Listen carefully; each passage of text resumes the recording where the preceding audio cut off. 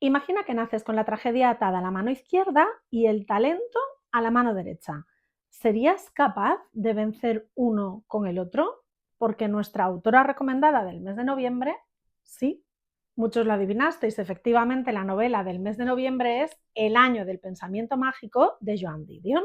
Aunque más que una novela, esto es un ensayo de autoficción que fue la manera que la autora tuvo de acercarse a lo peor que le había pasado en la vida, la pérdida de las personas que más quería. Pero vamos a empezar por el principio. Joan Didion nació en Sacramento en 1934 y empezó a destacar desde muy jovencita por su ávida capacidad lectora, tantísimo que antes de los 9 años tuvo que conseguir que su madre le firmase un permiso especial para que en la biblioteca le dejasen sacar libros de adultos. Su talento la llevó a ganar un concurso literario de la revista Vogue, en el que el premio era un contrato en la propia revista. Entró a trabajar como copywriting y en solo 2 años era ya editora asociada. Estamos en los frenéticos años 60, el periodismo está cambiando radicalmente y sus artículos son parte de ese cambio. De hecho, su trabajo como periodista, no solo en la revista Vogue, sino en muchísimas otras cabeceras, es altamente reconocido. Y en el medio de esa vorágine profesional conoce al gran amor de su vida, John Gregory Dunne. Dunne y Didion se casan en 1964 y desde entonces todo empieza a dispararse. Sus 6 primeros años de matrimonio son una auténtica pasada profesionalmente para ambos y además se compenetran muy bien. Hay muchísimos trabajos que realizan en conjunto, pero a principios de los años 70 a Didion le diagnostican esclerosis múltiple. Esto, lejos de dejarla hecha polvo, lo que hace es obligarla a mejorar.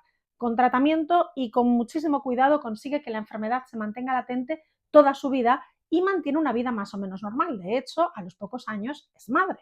La vida de Joan era perfecta, tenía un marido al que adoraba y que era además cómplice en todos los sentidos, amante, amigo y compañero de trabajo con el que compartía carrera, una hija maravillosa por la que tenía absoluta adoración y una carrera profesional en auténtico crescendo. Empieza a trabajar muchísimo como guionista, participa en películas muy conocidas, por ejemplo, Ha nacido una estrella de 1973.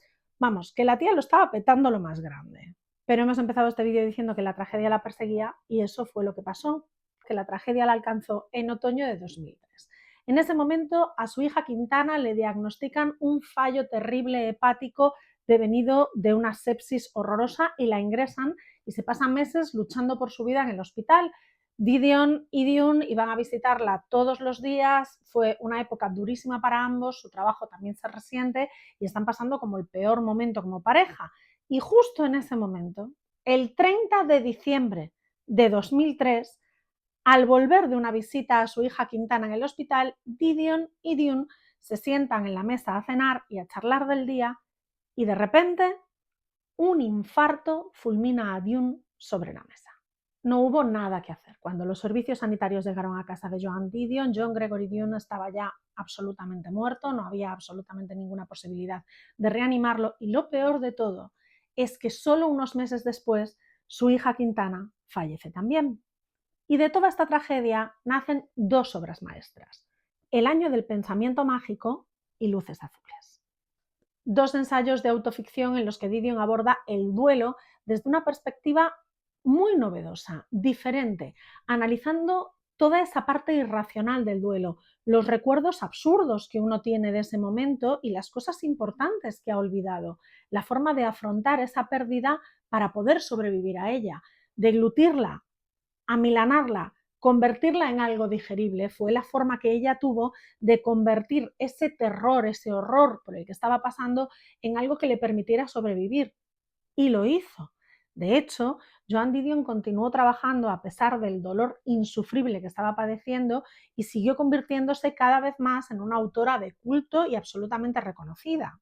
5 novelas, 15 ensayos y autoficciones, 6 guiones, una obra de teatro. Al final, la obra de Joan Didion es mucho más grande que su historia, y eso que su historia es enorme. Y terminó, por cierto, en diciembre de 2021, cuando después de unos meses un poco complicados, varias complicaciones con respecto al Parkinson que se le había diagnosticado unos meses antes la llevaron a perder la vida. De todas sus obras, sus 2 autoficciones sobre el duelo, Luces azules y El año del pensamiento mágico, son las más vendidas y adaptadas. Del año del pensamiento mágico incluso hay una adaptación teatral dirigida y coordinada por la propia Joan Didion. Esta edición de este ensayo de autoficción, que está ilustrada por Paula Bonet y editada por Random House en 2019, es espectacular y es definitivamente el libro que necesitas si estás pasando por ese momento de duelo incomprensible y requieres de un ancla a la que agarrarte, porque en esos momentos lo que necesitas es saber que no estás solo.